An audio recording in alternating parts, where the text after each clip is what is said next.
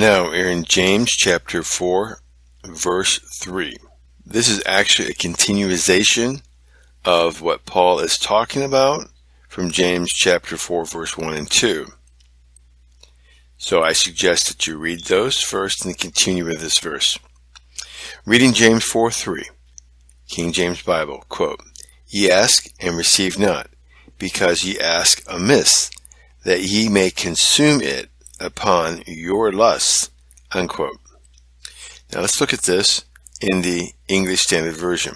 Quote, "Ye ask and do not receive, because you ask wrongly, to spend it on your passions," unquote. Young's Literal Translation, quote, "Ye ask and ye receive not, because evilly ye ask, that in your pleasures ye may spend it," unquote. Now you have to look at this verse in context of what we're reading and where it's from. This way you can get an understanding of what we're looking at. So let's take a look at this. James chapter 4, quote, "From whence come wars and fightings among you? Come they not hence, even of your lust, that war in your members? Ye lust and have not. Ye kill and desire to have, and cannot obtain. Ye fight and war, yet ye have not, because ye ask not. Ye ask and receive not, because ye ask amiss, that ye may consume it upon your lusts. Ye adulterers and adulteresses, know ye not that the friendship of the world is enmity with God? Whosoever therefore will be a friend of the world is the enmity of God. Do ye think that the Scripture saith in vain, the Spirit that dwelleth in us lusteth to envy?" Now that's the paragraph that this is actually written in. So let's review the verse again. "Ye ask and receive not, because ye ask amiss, that ye may consume it upon your lust." Now this is very important, because here in America, in the United States, we have the prosperity cult going on.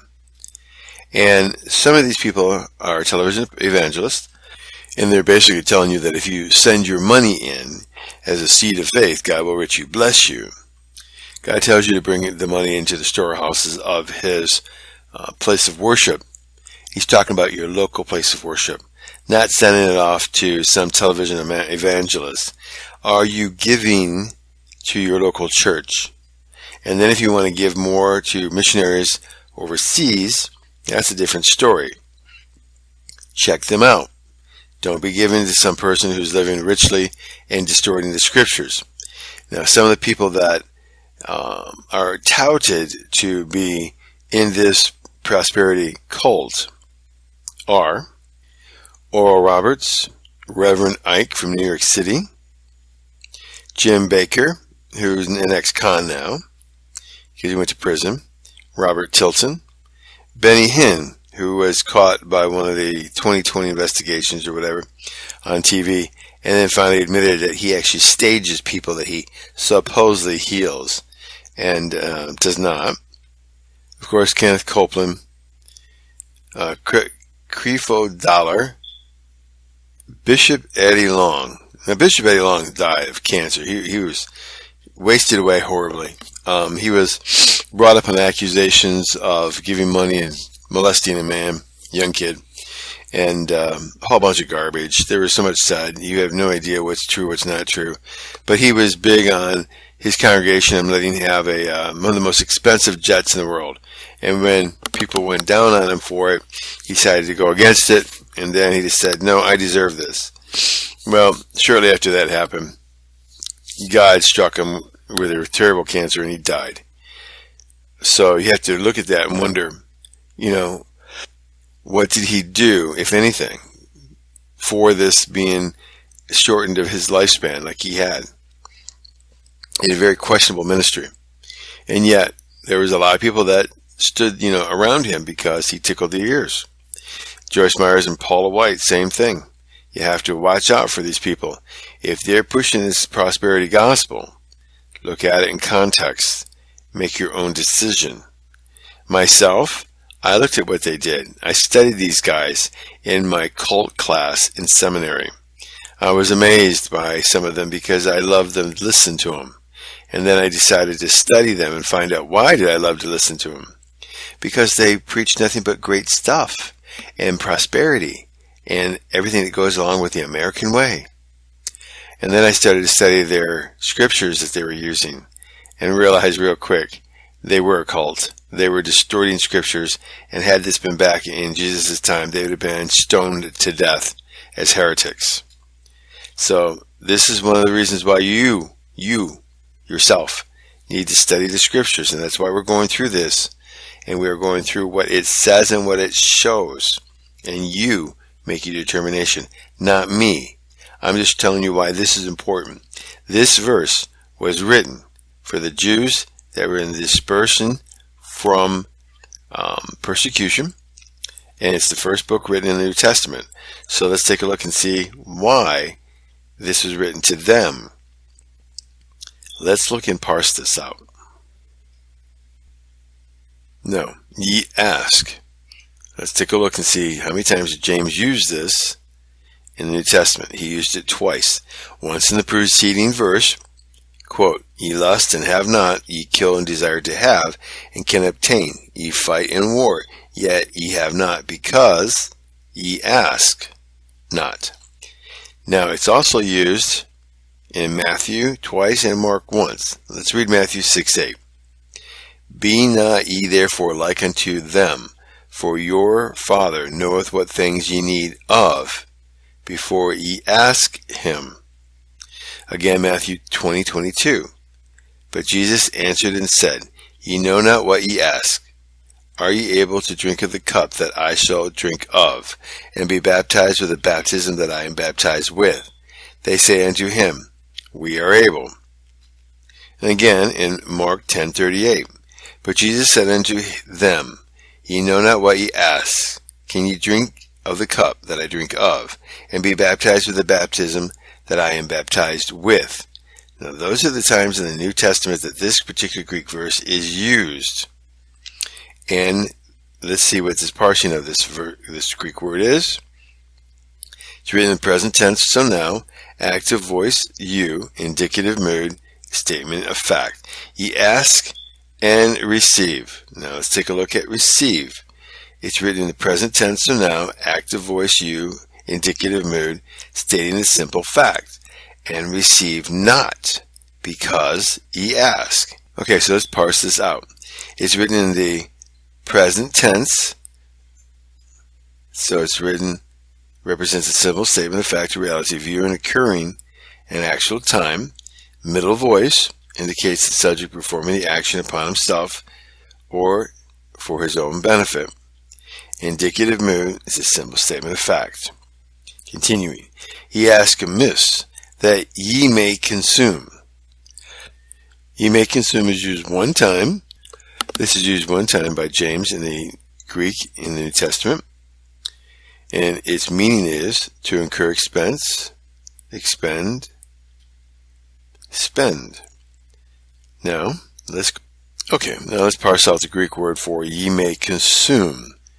It is written in the aorist tense, which is characterized by its emphasis on the punctual action. That is, the concept of the verb is considered without regard for past, present, or future tense. It's written in the active voice, so it's being done by you, in its subjunctive mood, which is the possibility or potentiality. The action described may or may not occur, depending upon circumstances. So there's the parsing of this out. The next one, we're going to continue, it upon. So let's look at that phrase, the Greek word for it upon. It is used 70 different times in the Bible. In the Greek, let's see if James uses it any other time. No, he does not. But it is used twice. It's used in Matthew 27, verse 29. And when they had platted a crown of thorns, they put it upon his head, and a reed in his right hand. And they bowed the knee before him and mocked him, saying, Hail, King of the Jews. John uses it in John 19:29, quote, Now there was sent a vessel full of vinegar, And they filled a sponge with vinegar and put it upon hyssop and put it to his mouth. So this seems to be a negative Greek word that's used this way, because both times it was used with Jesus' crucifixion. James says, ye ask and receive not, because ye ask amiss, that ye may consume it upon your lust. So it seems to be a pretty bad way to use this Greek word, so I would really take a look and see why. And when you look at what follows, you see why. It upon your lusts. So it is a negative way to use this Greek word in the New Testament. In humon hedene, it upon your lusts. Now let's look at James 4:3 with John Gill's commentary. Quote, ye ask and receive not, unquote. Some there were that did ask of God the blessings of his goodness and providence, and yet these were not bestowed on them. The reason was, quote, because ye ask amiss, unquote, not in the faith of a divine promise, nor with thankfulness for past mercies, nor with submission to the will of God, nor with the right end to do good to others, and to make use of what might be bestowed, for the honor of God and the interest of Christ, but, quote, that ye may consume it upon your lust, unquote. Indulge to intemperancy and luxury, as the man had much goods laid up for many years did, to the neglect of his own soul. Luke chapter 12, verse 19. Reading from the King James Bible, quote, and I will say to my soul, soul, thou hast much good laid up for many years, take thine ease, eat, drink, and be merry. But God said unto him, thou fool, this night thy soul shall be required of thee. Then whose shall these things be which thou hast provided? Unquote. Continuing, or the rich man who spent all upon his back and his belly, and took no notice of Lazarus at his gate.